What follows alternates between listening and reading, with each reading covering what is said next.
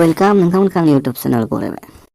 नोंथांमोना आंनि भिडिअखौ मोजां मोनोबा लाइक आरो साबस्क्राइब शेयार खालामनो दाबाव।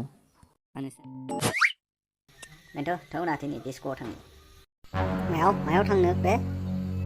अरे सार डिस्क' अरे सार डिस्क' पापो माल पान्थाबादाब गाना सिख्लाफोर फायसै नंगो माब्लाबा थांनोबा खिन्था आंथ' हदाय थांखायो। एनाव गासो बागोन ना पेनाव हासुना लानो गोनां जाखागोन फाल्तु गथ'।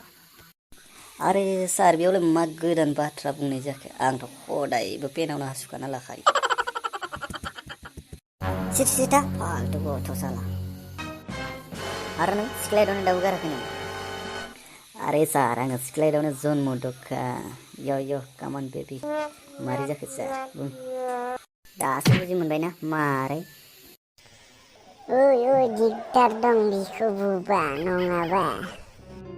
ओइ आं बेखौ बुंनायावलाय नोंनियालाय मानो बेखौ मानदो बे? बे आंनि लोगो बि रामबां लक्ष्मण। नंमारगौ?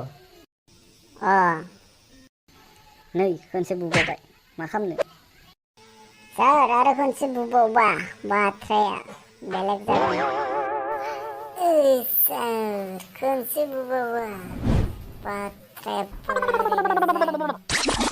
ओइ गथ' इमान थिब नोंनि खुगाया दहायनिफ्राय खोनासंगासिनो दं आं। मा बुगोन नायखो मा खालामो नायनो नोंखो? दं आंनि लोगोखौ दांना खिथिलाय। नोंखो ना?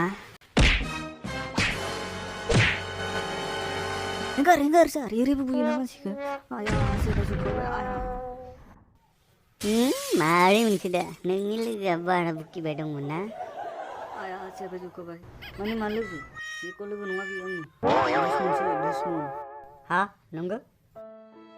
आया सोरबा जुबायलै। हा बेथ' बुंदोंमोन नों बेनि लोगो होनना। अरे सार बेखौनोथ' बुङो सैतान। आं बेखौ मोनसे पुराना दायनि थाखायसो बदला लादों।